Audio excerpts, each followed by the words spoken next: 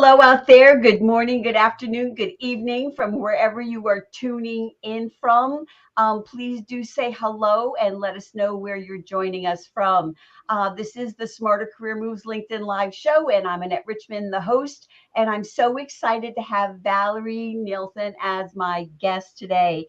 I think we met on Clubhouse, we met there, then we've been, moderating, collaborating together, and got to know each other more on LinkedIn. And, I really am so excited to have you here. But let's start. Can we start off by just telling people who don't know you a little bit about who you are and what you do? Happy to do that, and welcome to everyone, and very pleased and honored to be on your LinkedIn Live today, Annette. My career trajectory has been in the governance, risk, and compliance space of an organization. So I started out as a puppy internal auditor and had successive roles of leadership through an internal audit function from smaller to global international banks. I've also have expertise in compliance in a variety of areas besides banking, with privacy and technology. I've also started a global enterprise risk management program in a global business of a Fortune 500 company, being a vice president in such a global organization. So have had an interesting time, some zigs and zags like everyone else. And then now, over 2 years ago, I co-founded a management consulting firm. And we like to say we help clients navigate through the intersection of strategy and risk management. So I'm on that finance, accounting, risk side of the house, and my co-founder is on the R&D, manufacturing, M&A side of the house. He specifically is in the life sciences and biotech. So that's the umbrella story covering what I do. I use LinkedIn for that thought leadership platform and that relationship building, Annette. Thank you so much. And your what you do sounds very interesting to me. I have just a little bit of a financial background from years ago, and so I don't even know enough to be dangerous. Just a little bit enough to find it all interesting. One of the things that we talk about a lot, and you just brought it up, with LinkedIn, we talk about networking and relationship building and engagement and all of that. And you and we were chatting a few weeks ago and talked specifically about networking. So, some of what you're going to be talking about today, it has to do with that whole over sort of the umbrella of networking is part of it. Now, I am familiar, with some things like, sponsor relationships, mentor relationships. But one of the things that you do in your position is to develop executive and peer relationships. And you're mentioning to me the sustainable leader relationship. So can you talk a little bit about kind of what that is? Sure, Annette, happy to do that. So, in thinking about even prior to the last 2 years, we tend to, and I'll fall into the word too, in using networking. And so I've come to realize, to me, networking is transactional. If you're having a networking meeting, you may have an expectation to have a takeaway, right? That you need someone to do something for you. So the question really comes down to, what is the value? What are you providing to the other person? So then I think that moves networking into relationship building. Because if you have a community, you are continually putting those deposits by making introduction, sharing some thoughts, answering questions for individuals. So building that trustworthy, credit-worthy, credibility-worthy position. So then when you need something, you can go in and make that ask. I think what we overlook is making an ask, but without building that relationship. Good relationships aren't just because I can get something. A good relationship means you can have a difficult conversation. And I think those are things that get taken for granted and not come up to really what development and business development truly is. We look at people who are successful in that and we're like, wow, how did they do that? Well, that didn't just happen overnight. And so that's, I think, a key thing from networking to community building, and that whatever you create as a community needs to be nourished and cultivated. And we are so blessed now to really use digital tools and social media. It's now even more acceptable that more people are on them in order to keep those touch points going, Annette. So that's what I think about it is it's not just when you need something, you give of yourself at different times. So then when you need something, people will rally around you. I love that. I love that. And I think it is so true. A lot of people, I've had friends tell me who are looking for jobs, I hate networking. I hate networking. And I think that is because they think about it as transactional. But the thing that I find very interesting is people think of business networking as transactional. Now, if I am looking for someone to do some landscaping or I'm looking for a new hair salon, where do I go first? I go to my friends. And, that is networking, although it's personal. So we don't think of it that way. And it is so important to, it's building those relationships, is putting in those deposits. And not just, connecting with people to either, maybe pitch them something or to say, can you help me find a job when it's somebody you don't even know? Yeah, because it really puts people in a corner when you're coming out there saying, I'm looking for a job, because they may not have something. So they feel pressurized, right? So that's why when it comes to job search strategies, it's about building and connecting. So I always tell people, and this advice has been given to me too, whether you're, quote, happy at your company where you're working, or you're thinking about the next step. And this goes for internal within a company or external. You have to have externally that 10 to 25 companies that you have interest in. It doesn't mean you'll end up working there, but you have to have some focus to direct your community building. So we'll just pick a really big company. A lot of people like to, work here or feel they want that experience. If it's a Google. Yeah. Okay, say you want to work at Google. This is where LinkedIn comes in. You can do the research to see who are your first level or second level connections, who could make the warm introductions for you to talk to people in those spaces that aligns with your expertise, to learn more about that. So then when there is an opportunity, you'll get you'll get that call, right? Because, there may not be an opportunity right away, but you want to build the relationship. So once you maybe have that initial talk, you can continue on commenting on content, even just periodic direct message, whatever the case may be, to keep that connection alive so they don't forget you and you don't forget them.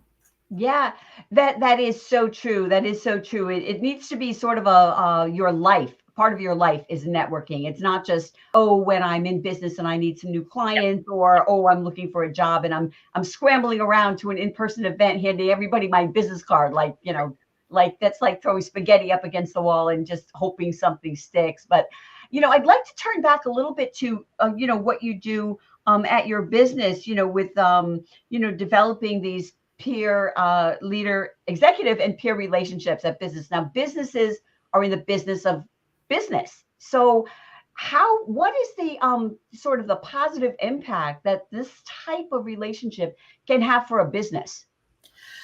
Because people do business with people they know. And so people have to get to know you, particularly, in anything, but for myself in a consulting firm, they're buying my expertise, right? Because there's a problem, there's a gap, there's something that they don't have internally that they're willing to go outside in order to help them solve the problem. So if I'm building that relationship as we go, they're seeing me as we're doing here today in a LinkedIn Live. They may see me speaking at a professional organization, and I'm talking about some issues that are facing businesses and looking at those risks and providing potential solutions or stories on how I've worked with clients. So that begins to see you as a problem solver or potential problem solver. So I think that's kind of how I see it. It's not that I find someone right away and they're ready to spend money on an engagement. I mean, that can happen, and once in a while it does, but it's not typically how it works, because you have to remember, whether you're a job seeker or you are a business owner doing your development outreach, it's uncertainty. It's uncertainty on the company side, whether they're hiring you permanently or they're hiring you to do a particular engagement. And so how do you reduce that uncertainty? They know you, and or there are referrals around you that can testify to your competencies. Again, this is why we always say that networking for a job seeker, having some cheerleaders on the inside, goes so much further than the recruitment or talent search that's done, because it's the hiring managers that make the decision. Recruitment folks, very necessary, but they are the order takers. They're not the decision makers. So you need to have the relationships within the business area that's doing the hiring. So if there are others in your network that can call in, or within that company, that say, I know so-and-so, they were very good when I work with them. They created great results. I saw them. That's a testimonial. And those are the things that are important to reduce that uncertainty for hiring you, whether you're going to be a W-2 employee or you're offering services to an organization. Oh, absolutely. I've found a few positions myself where I just, I was friends with someone for a while, and then when an opening came, I was hired. And I was just telling that to someone. I was talking to a potential client the other day, that, it's all, who was talking about how difficult it is to try to get interviews for various reasons, a bit of a shifting of career and whatnot. And I gave her the same advice that you are just giving now, because someone who is referred, and I've had recruiters tell me this as well. Tina has told me this, that, when a candidate is referred by someone who works at the company, they're almost guaranteed that they're going to get at least the interview. That's right. You float to the top. So this is why the relationships are important. And so I'll even go back to, you were talking about your friends and family. So if relationships aren't your strong point on a personal side, it might be even more challenging in a business side. Because think about it. You do different things for your family members and friends, right? So then when you make an ask, they'll come and rally around you, and vice versa. The same concepts apply in the workplace. And so that's what I think people need to make that switch. Then I think that will change the complete dynamic in the workplace and in business development. That's the tipping point of your success. And there's things that you can do every week, every month to keep that going. And it's not a lot of time. Hey, if you got time to stream your favorite show on Netflix, you have time to invest 10, 15, 30 minutes a week over 7 days in your community and your relationships in your life. Well, that is so true. That is so true. I follow up on a lot of things that I listen to while I'm working, even at, if I'm doing something that's more administrative for my business, that I am watching that. And I think that the sort of the key is just a shift of mindset, to get away from the, transactional, to thinking about it as just, relationships, getting to know people. And you know what? Sometimes you end up with a really good friend. And that's like the bonus. Well, exactly. So, we talk, there's this Zoom fatigue, right? Well, here's the thing. Have a virtual coffee with people. You don't have to be taking all that additional time to run and meet somebody at Starbucks. They get delayed from the office coming down to talk to you. There's an old adage in the sales space that, you never have breakfast or lunch or maybe even dinner alone. And you really don't have to do that now. You can do that 20-minute type of thing a couple times a month. And, you can keep track of that very simply. LinkedIn gives you some wonderful opportunities to do that and have your own customer relationship management, your own CRM. You can keep it very easy so that you can track. So that there's some people that maybe need a more frequent touch point. Maybe someone, it's just at minimum that it's a year, but then you can use your digital tools to keep things alive. And that's the break point. That's the tipping point for folks. No, that's so true. And I'm glad that you brought up Zoom, because that kind of leads me to the next thing that I want to talk about. During the pandemic, everybody moved to virtual everything. I mean, when I was a recruiter a decade ago, it was virtual interviews were already starting, even for local candidates, because it was faster, easier. However, those things I think are pretty much here to stay in many ways. I have a good friend who works at a international sort of symposium company, who told me that hybrid is going to be, for their events, is going to be ongoing in case they need to shift quickly or whatever. So I think that's kind of here to stay going forward. And I noticed on your profile that one of the things that you advise on is digital relationship building, which we just touched on a little bit, but also virtual leadership. And that I'm intrigued by. So, what is sort of the difference? What is virtual leadership? Is it different than, in person? And if so, how? So, leadership is leadership, but I think it's the delivery channel in which you are being a leader.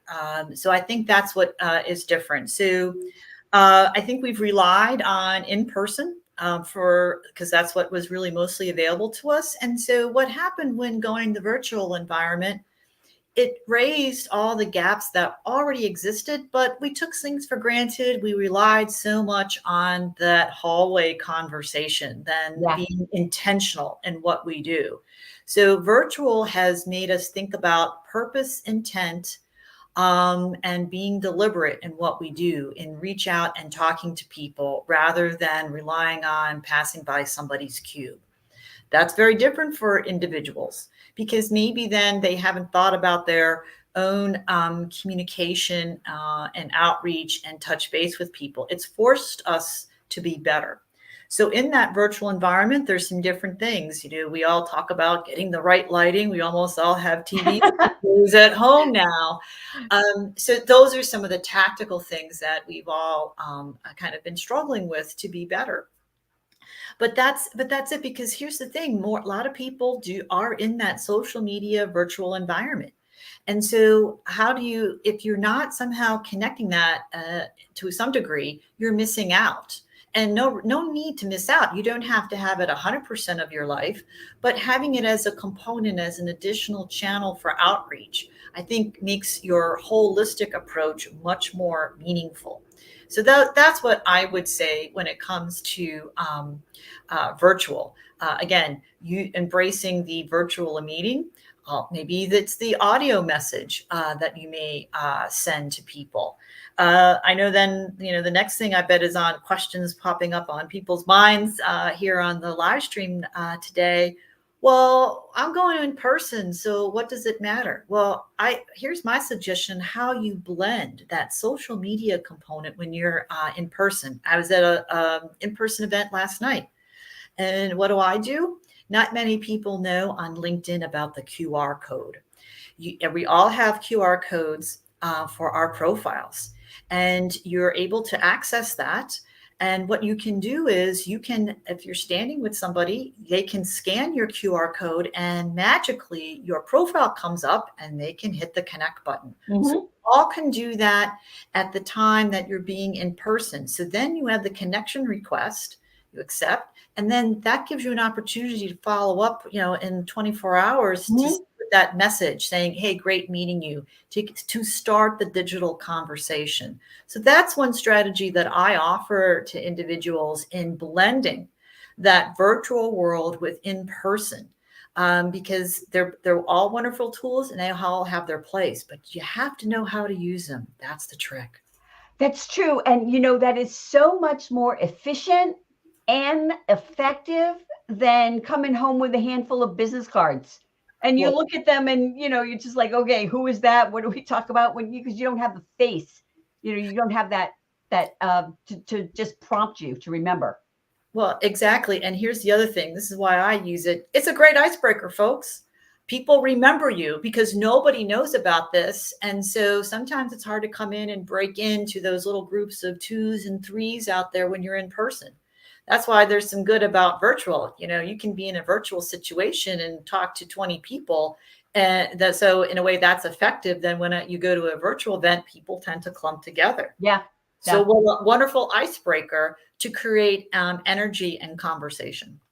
You're so right. It is difficult to break in if you're at a live event and it's 2 people or even 3 people. I always recommend people join a group where it's like 5 or 6, and it's easier to sort of get in there and mingle, or go up to someone who, if you're nervous, go up to someone who's standing alone, hoping that someone will come and talk to them. And you can, for introverts, that sometimes is helpful.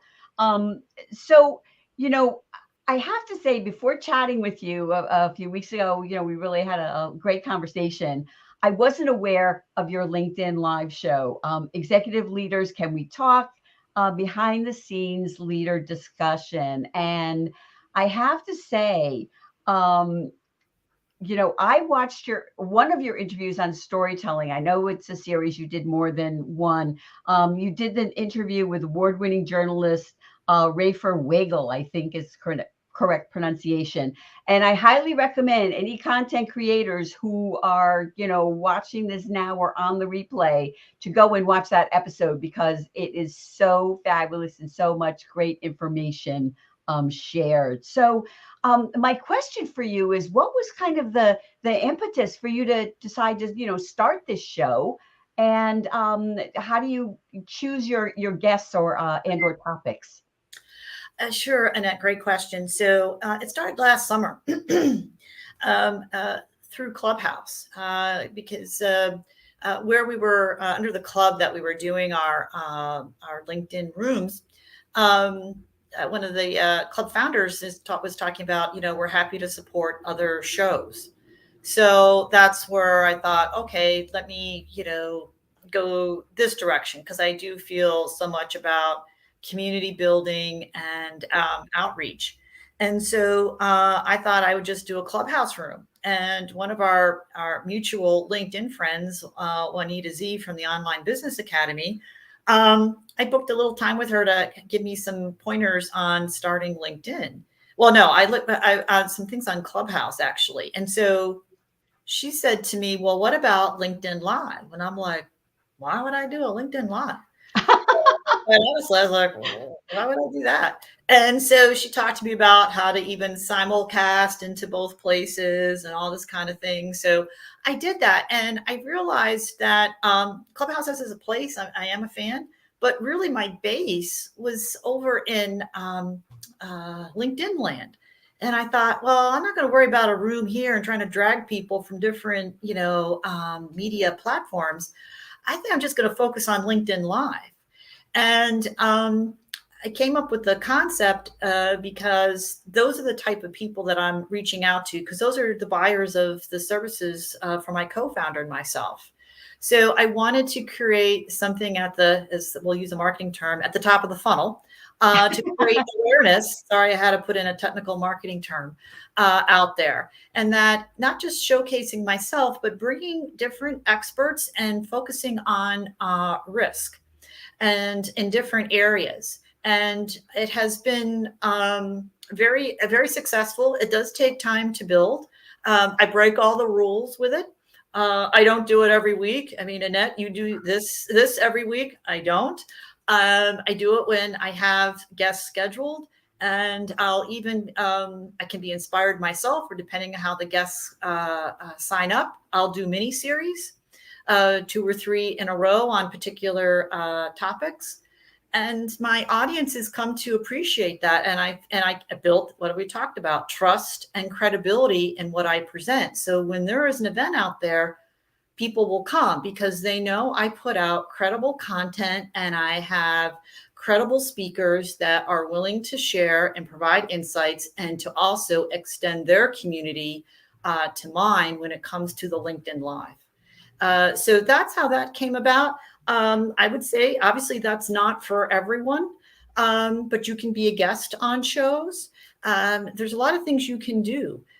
Maybe you're a streamer on a different platform. That's completely fine. I found it to be effective, and I've also found I have skills that I hadn't really thought about.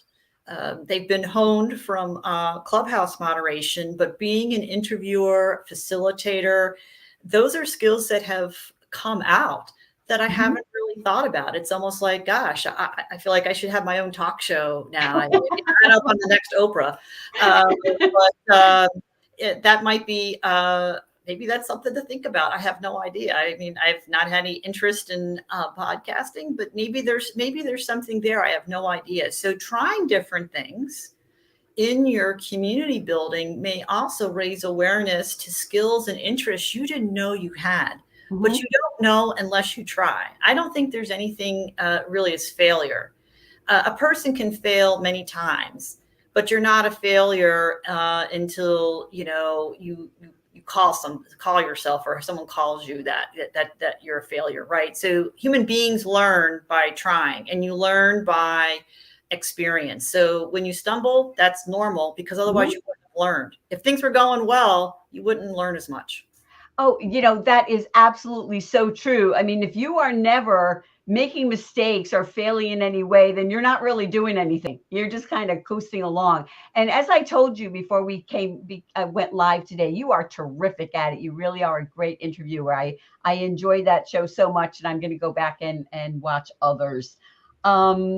So I heard you mention actually that you have an undergrad degree in marketing, and you just brought up a marketing term. So what was behind sort of that shift from, it's kind of a big shift from marketing to sort of financial services, specifically risk?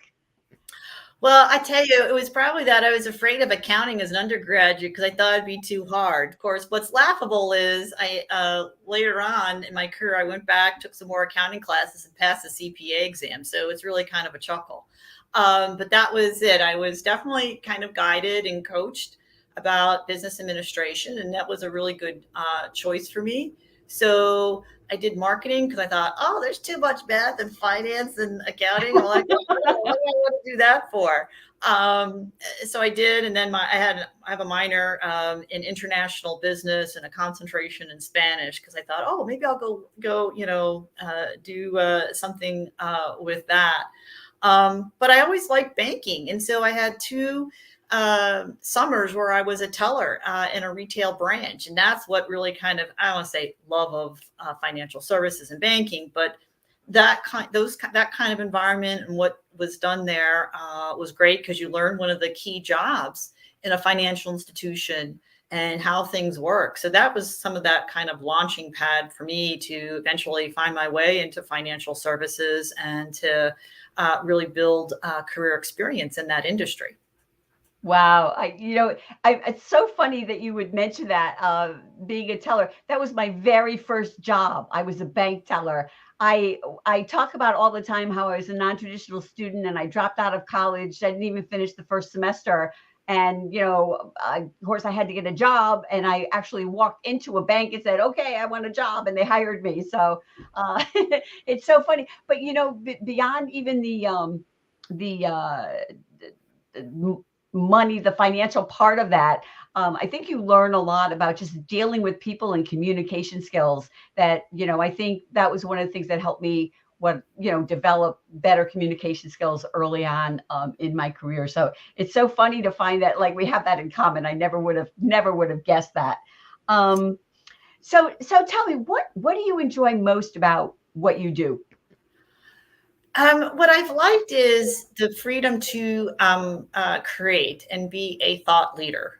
I do enjoy that. I do enjoy, taking different things that are in the environment and creating a different perspective on something, or even just really collecting information and putting it in an understandable format. Not that people can't understand before, but be able to synthesize and talk about concepts in an anecdote where people connect. So using graphics, I think, is so important than necessarily putting everything in words. It's nice, but really, particularly as you ascend in your career, no one's got time to really read a 30-page deck. And you have to remember that your boss may have 5 other 30-page decks to look at. So you have to appreciate that, what are the top things they need to know? What's that 1 or 2 pages to give them? Fine, give them an appendix with all the details behind it. They can look at it. But your responsibility is to bring it together and say, these are the couple things that are facing you in your decision. This is the recommendation and why. Nobody wants, as a leader, boss, supervisor, for you to come into their office or stop by their cube saying, hey, I got this problem and I don't know what to do. It may be honest, but say, hey, I have this problem. I've been thinking about these things. These are some, I think, options. I wanted to validate some things with you. What has been your experience? What might you recommend to me? You will get a completely different response than going, I don't know. Oh, absolutely. Absolutely. In all things, I think it's so much better to have some ideas, do a little research, be prepared. We had mentioned job seekers. You don't want to go into a company and be asking them things that you could find on their website, or it's just, there's so many things. If you're talking to a recruiter and they say, oh, what do you know about the company? So, well, I really don't know anything. But it is so important, because it's and people wonder why they're not recognized in their careers, right? Yeah, and I'm not here to make that then woe is me, and that Oh, I know. And you're not either, to say everything is you, but you're a volunteer in life. You have a hand here and a hand here, so you can make change. Now, obviously, there's some things that are out of your control or influence, and then sometimes people move on. I was talking to a young person yesterday, and they were in a co-op for now, I think, over a year with a very large company. And they said to this person, we really like you, but we don't have any budget left in 2022 to make you a full-time employee. And they kept the salary the same. They didn't even come up with any enticements. I mean, I think they really like this individual. So what did this person do? Well, about 2 months ago, finally, got off the chair there and started looking, and has now found a permanent job, their first permanent job now out of school. They'll be able to go into an office once in a while and really maybe have an opportunity to grow. So I share that example because that's happened to all of us. So it doesn't mean that something is good or bad. Sometimes you're just at the end of the road, and you have to realize when you're at the end of the road, and it's okay to make a change. Well, as you say, neither of us is here to sort of shame people, but that's the thing with even with careers. With your career, managing your career is really your own responsibility. If you're a company, if you want to learn, you can see what does your company offer in terms of professional development. If they don't have it, well, you know what? Maybe you have to just go outside and pay for it yourself. And it's not it's just a matter of sort of taking charge of yourself. Yep. And your what is happening to you, whether you are a business owner or an employee, it really is on you to yes, obviously, if you can get help and you can have people help propel you forward, that's great, but you cannot just sit and wait for people to say, come on. Yeah, exactly. You can sit on the bench and let life happen around you, but it's more fun to participate. And so here's the other thing. Someone may say, well, what if I make a bad decision? What if I don't like the new company? So here's a secret, everybody. I let everybody in on it. You can make another decision. There you go. Life's not permanent here, folks. So do that. Make another decision. There's nothing wrong with it. You got a story around why you made your decisions. People understand. Yeah. That's the thing. It's not a sentence. It's not a life sentence. You just make another decision. That's where you see people with, I want to say, interesting careers, like that linear career of time and grade. That's gone, like, maybe even 30 years ago, was falling away. It's the zigs, the zags. I'll even say out there, definitely by the end of this decade, but I think sooner. I think the concept of your career will be drastically different. I don't believe most companies, and I think you'll see this in the Fortune 500, can afford, and I just don't mean financially, but intellectually afford to have 100% of their employees be W-2, meaning permanent, full-time, 100% dedicated. Reason why I say that is that there needs to be continual inputs of innovation, things happening not just in your industry, but in adjacencies, to create, to collaborate, to move forward in the digital world. The expense of always having consultants. Now, I believe I do have a place, but some of those big time expensive folks, there's not always that knowledge transfer. So I think what your career will look like, and those percentages will be a portfolio approach, that you may have a W-2 component. You'll have a component that is more of that gig component. Mm-hmm. And then you'll have one that is actually your business of some kind. Mm-hmm. And those percentages will change. It's not going to be a third throughout your entire career. But it also allows you more choice and opportunity to experience different things and to be able to collect more skills on your skill belt and experiences to even increase your value, so that you have choice. You can live where you want. You can phone it in. It doesn't matter. But those are the things I think that will change and are changing now. I think it's hard for some organizations to appreciate that, because they're like, hey, I got all this expensive real estate. I just saw today, or was it early this morning? I can't remember now what major company. I should have written it down. Oh, I know. It was here in the Chicago area. It was Baxter, one of the major pharmaceutical companies like AbbVie. They have put up for sale their Deerfield campus. Oh, wow. Because they're like, stuff has changed. We really don't need this anymore. So I think you're going to see repurposing of real estate. We've been seeing that, but that's a big deal. And I think you're going to see more of that, because people don't want to be tied to a location. They don't mind coming in once in a while and, having a coffee, splitting a soda with you. That's great. But hey, for 2 or 3 months, instead of like having this 2-week vacation, I'll have that, but maybe I could take my family and we can hang out in Florida for a little bit, and I can use my vacation during that 2 months Mm-hmm. to have a different experience. So I think that's what's going to be happening. Absolutely. Absolutely. So I have a question that I like to ask everybody. What's something about you that would surprise people? I make bread. I make my own plant-based milk. Wow. So when you make bread, are you like just, in the bread maker, or are you really just in there making it? I have a recipe. So I don't have a bread maker. Okay. I have a gluten-free recipe that I kind of morphed from something I had seen. So it's vegan. So it uses, I'll call vegan buttermilk. It's not really, buttermilk, but do that. And I use brown rice flour that I grind myself, and then garbanzo beans that I grind myself. I have a Vitamix. It changed my life.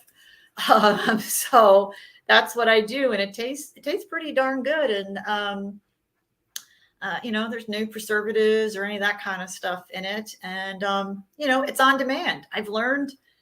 Not that I didn't cook before, but I make more things on my own, because then it tastes better, and I have it when I want, than necessarily going to the shelf and it's empty. Because lately I can't get any oatmeal, so now I've had to go to steel cut oats. I love that. The reason I asked you is because during the pandemic, I my husband can't, eat anything but a sandwich for lunch. I don't know. It's something genetic, I guess, with him. And so, of course, I was making bread all the time and in my trusty bread maker. So I just commend you for doing it. But, I too got into the habit more and more over the past few years of, making my own sauces and things like that to try to be a little bit more healthy. And, you're right. It does taste better. So,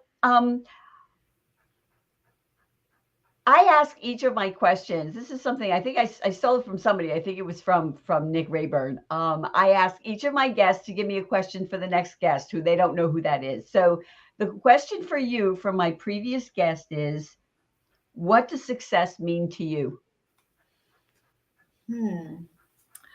I would say that it's not just financial, though. That's pretty darn important, folks. If anyone tells you, oh, what's not important, no, that's not true. But it also means that I have not so much control, but I can direct what the company is that I work for, because I am a co-creator of that company. It allows me to be so completely creative. Last 2 years, I embraced social media. I was like most people. I had nothing to do with it. I was kind of like this, I didn't do much with LinkedIn, and I've learned and not to be hesitant. I'm not say afraid, but hesitant, uncertain. Oh, I don't need to do that. I learned the value of that. And I don't think I would have been able to do that completely in a corporate environment, and particularly in the large companies that I've been part of. So I think those are the success factors. And I should also share that my co-founder, I need a drum roll, is my brother. So we see this also a bit of a family business, that there's other family members who can and have contributed to our organization. So we see this as a vehicle for also philanthropic options. And also, we haven't done it yet, but maybe angel investor type of options. So we have a grand view of what our corporation, Longview Leader, is all about and what it can do, even how we even came up with the name. I love that. I really love that. It really sort of reflects the you that I've come to know since I've gotten to know you over the last several months. So I really appreciate that. And so as we're getting sort of near to the end of our program today, what is it? I'm sure there's something that you might like to mention, something you'd like to talk about that I haven't asked you and we haven't discussed already. Sure. We talk about outreach, so we're all interested in outreach. So here's a couple things that if I had the social media soapbox, this is what I would ask. This is my call to action for everyone. If you send a connection request, not just me, I'm sure Annette, you would appreciate it, but to anyone, please just don't send a connection request with no personal message. That's not the smartest thing. I have a couple reasons why. First of all, people like to know the how, the what, the why. I'm a big fan of the golden circle from Simon Sinek. So if you want to differentiate yourself, say why. Like maybe you've seen, I'll be self-centered. I'll use me as an example. Maybe you've seen content. Maybe you've interacted on it. Maybe you've read a post that you enjoyed. Put that in there. I do the same thing when I do connection requests to folks. That is exactly what I do. And it gives a pretty high connection rate, but that just doesn't happen by accident. Mm-hmm. And then you might say, well, Valerie, I don't know how I would do that because I'm being funny. You can tell I have, probably a third career as a comedian. When you're on your mobile and you pull up somebody, a profile there's the 3 ellipses, the 3 dots. Click on that. And then that's where you'll come to the actual connection request. Just don't hit that button that says connect. Pull up the actual connection request and put something in there. Mm-hmm. And here's the other bit of gold here that is important. You can download your connection list from LinkedIn. Probably didn't know that, but if you go to settings, you can.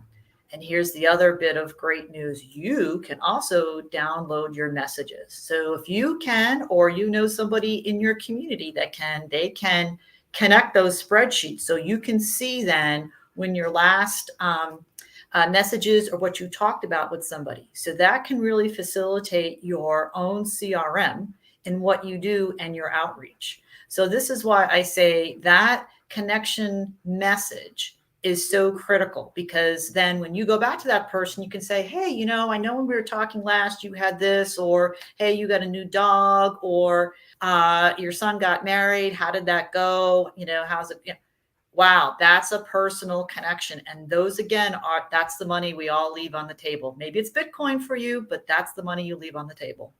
That is so true. That's so true. And I think that's a great way to end our show today. I thank you so much for being here, Valerie. It's been such a treat to have you on the show. And where can people find you? Are you open to connecting on LinkedIn?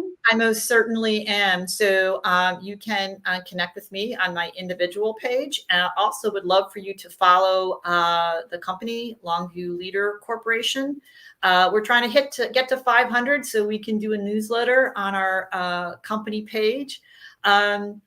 Just to even do a little bit more of a little tearjerker, I'll say that our name came from the subdivision that my brother and I grew up. It was called Longview Farms, and we chose Longview Leader because this is where we learned how to be leaders and how really we were coached and enriched by our parents and the community in which we grew up in. So love to see you following Longview Leader besides my individual page. Well, thank you so much. Again, it's been a pleasure to have you here with me. So I was saying goodbye for now. I will be back next Thursday, 11 a.m. Eastern. So please come back and join me then.